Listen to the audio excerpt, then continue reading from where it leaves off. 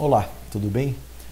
Dando sequência no tópico anterior, em que nós estamos estudando pessoas jurídicas, do artigo 40 ao artigo 69 do Código Civil, eu mencionei um tópico de grande relevância, de grande exigência em concursos, na vida prática, que é a desconsideração da pessoa jurídica.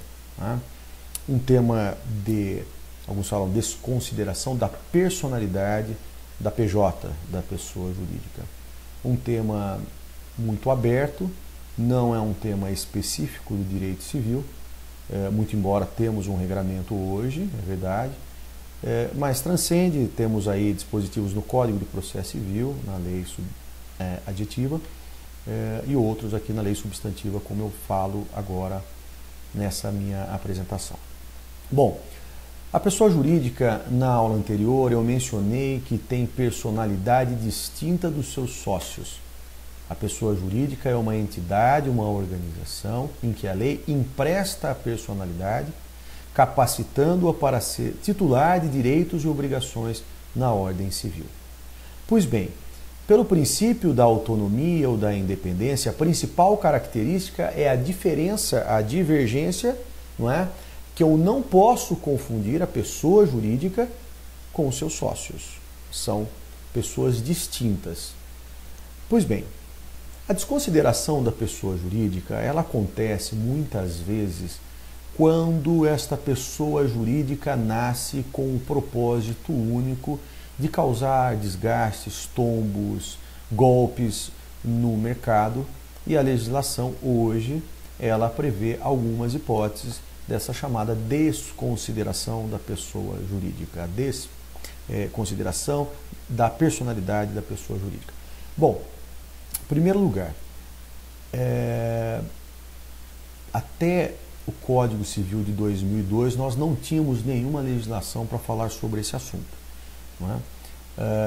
Não tínhamos no Código Civil. O que nós usávamos era o Código Tributário Nacional e que também depois, pelo Código de Defesa e Proteção do Consumidor, a Lei 8.078 de 90, passou a autorizar no artigo 28 a desconsideração da pessoa jurídica.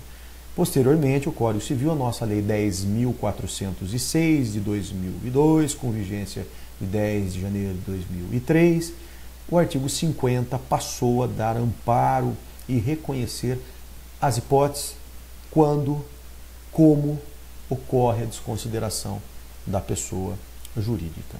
Tá ok?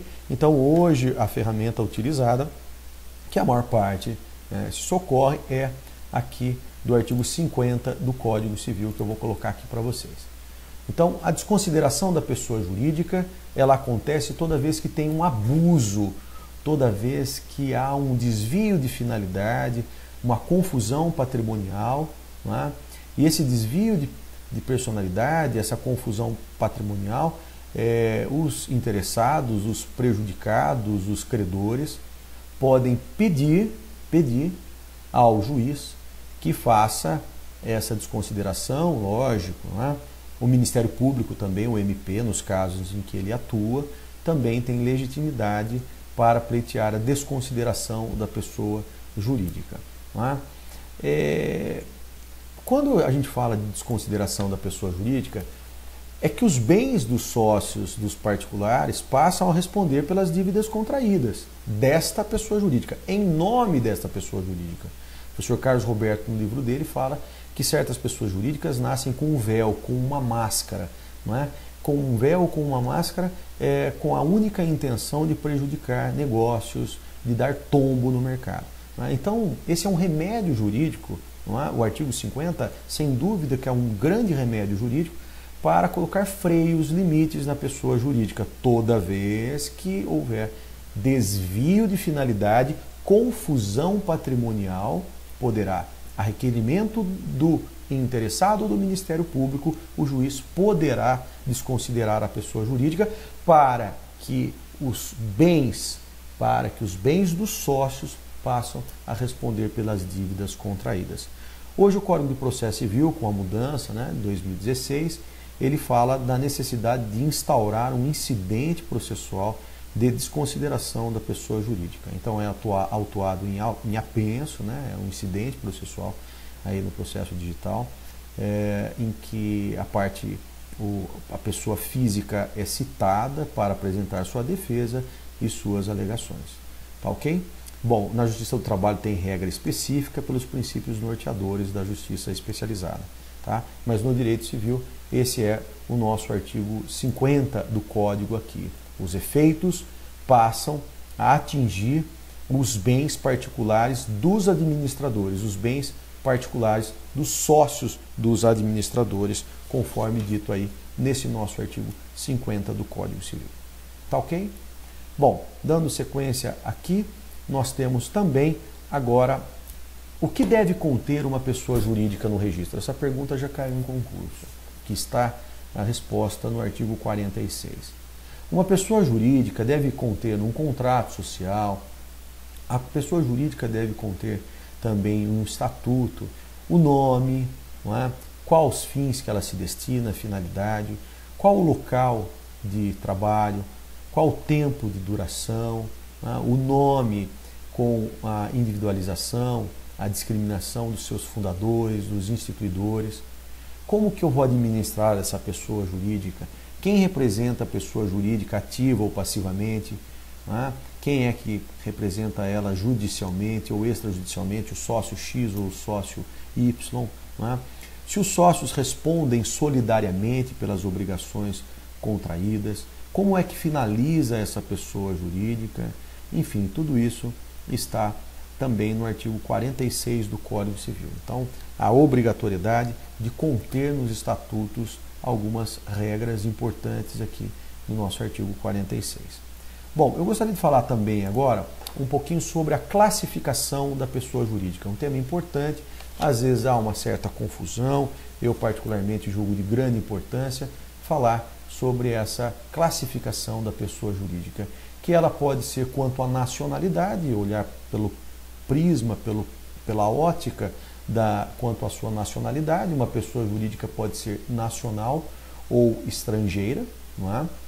Uma pessoa jurídica nacional é aquela em que funciona segundo a nossa legislação brasileira, ou uma pessoa jurídica estrangeira, em que rege os seus estatutos, os seus contratos, o direito internacional, tá? Então, a nacional ela é organizada com base na lei brasileira.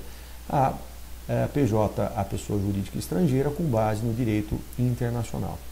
A pessoa jurídica, quanto à sua função, alguns falam quanto à sua órbita de atuação, a professora Maria Helena Diniz, né, quanto à sua função ou quanto à sua capacidade, eu faço a divisão, que eu vou passar agora, a divisão pessoas jurídicas de direito público e pessoas jurídicas de direito privado. Tá? As pessoas jurídicas de direito público, elas se dividem em pessoas jurídicas de direito público externo e direito público interno. E as pessoas jurídicas de direito público interno da administração direta e da administração indireta. Eu coloquei aqui, fiz um material para facilitar o acompanhamento. E as pessoas jurídicas de direito privado, né, as corporações que eu tenho, as associações, as sociedades simples, empresárias, os partidos políticos, os sindicatos, as fundações particulares, enfim, essas são as chamadas pessoas jurídicas de direito privado. Então vamos colocar aqui agora a classificação das pessoas jurídicas, tá ok? Quanto à nacionalidade, como eu falei, nacional ou estrangeira, quanto à função, elas são de direito público ou de direito privado. Quem são as pessoas jurídicas de direito público externo? Né? As diversas nações, né? Todo país estrangeiro, toda pessoa jurídica que é regida pelo direito internacional, um país vizinho, nós chamamos de pessoa jurídica de direito público externo, tá ok? Inclusive aqui eu mencionei os organismos internacionais, a ONU, a OEA, a Unesco, enfim, outras entidades. Já as pessoas jurídicas de direito público interno, nós temos essa divisão. Quem são da administração, quem são as pessoas da administração direta ou da administração indireta. Da administração direta eu tenho aí a União, o Distrito Federal, os estados e os municípios. Então, nós chamamos um município de pessoa jurídica de direito público da administração direta. Um estado nós chamamos de pessoa jurídica de direito público da administração direta. E da administração indireta, eu coloquei aqui as fundações públicas, as autarquias, não é? O INSS, enfim, uma porção de outras regras aí das pessoas jurídicas de direito público do Código Civil. As PJs de direito privado, como já mencionei também, as corporações, associações, sociedades simples, partidos políticos, né? Todas as empresas públicas também de economia também são chamadas empresas privadas, tem lá a sua definição pelo artigo 173 da Constituição Federal. Isso aqui é uma boa regra do Código Civil, essa divisão é interessante, essa classificação do Código Civil. Bom, quanto à estrutura interna, nós chamamos que uma pessoa jurídica pode ser uma corporação, e essa corporação ela é o conjunto ou a reunião de pessoas, alguns chamam de universitas personarum, não é? Que é o conjunto de pessoas, que é o conjunto, né, de pessoas naturais, então chamamos de corporações, ou de fundações, que é a reunião de bens, as fundações, reuniões de bens. E quanto ao modo de constituição, uma pessoa jurídica, né, quanto à classificação do seu modo de constituição, a pessoa jurídica ela pode ser contratual, porque deriva ou nasce de um contrato, institucional, porque nasce ou deriva de um estatuto, ou legal, porque foi criada, nasce de uma lei, tá ok? Então, quanto ao modo de constituição de uma pessoa jurídica, ou ela é contratual, institucional ou legal. Contratual, porque nasce de um contrato, institucional, deriva de um estatuto, ou legal, porque nasce de uma determinada lei. Tá ok? Vamos falar agora um pouquinho sobre a primeira pessoa jurídica de direito privado do Código Civil, as associações. Tá? Então, a primeira pessoa jurídica de direito privado do Código Civil, vamos falar aqui sobre as associações. O que é uma associação? E lá no artigo 53 do Código Civil, ele fala que a associação é a reunião de pessoas que se organizam para fins não econômicos. Então, prestem atenção que uma associação é a reunião, a organização de pessoas, né, uma corporação, universitas personarum, não é, que se reúne para fins não econômicos. Esta é a composição de uma pessoa jurídica na modalidade associação. Tá ok? É obrigatório conter no estatuto, está aqui obrigatório, vou tentar aqui fazer uma marcação, é obrigatório, tá? Isso significa que sob pena de nulidade, olha aqui também, estou com dificuldade aqui de ficar, mas olha aqui, sob pena de nulidade, tá?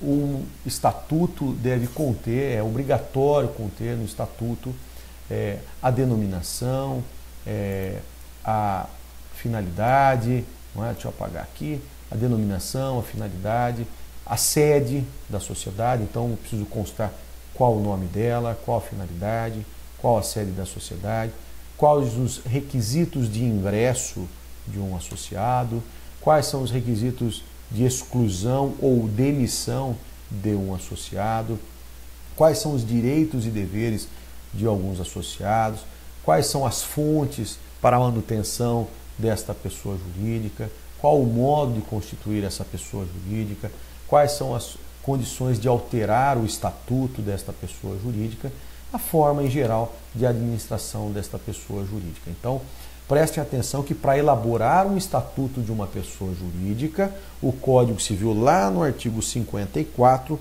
dita as suas regras, tá ok? Então, lá no 54, prestem atenção do Código Civil, as regras que ele lança de forma objetiva sob pena de nulidade, ok? Bom, outras considerações importantes que eu diria aqui sobre as associações, primeiro que o Código permite a diferenciação de categorias de associados, tá?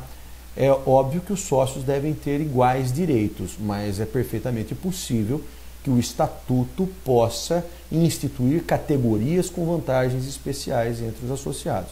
Um sócio remido, que participou da fundação desta associação, tá ok? Também o Código Civil fala que a associação, a finalidade de uma associação, sem lucros, não tem fins lucrativos uma associação.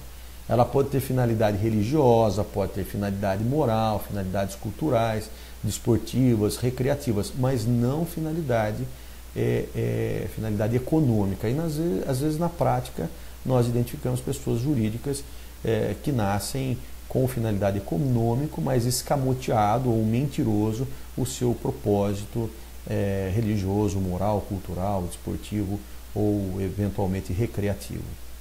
Tá? É possível também a exclusão de um associado? Sim, o Código Civil permite a exclusão de um associado, mas ela só essa exclusão admissível toda vez que tem justa causa. Tá? Se tiver justa causa, eu obedeço os requisitos do Estatuto, não é? Atribuo aí os motivos graves, não é?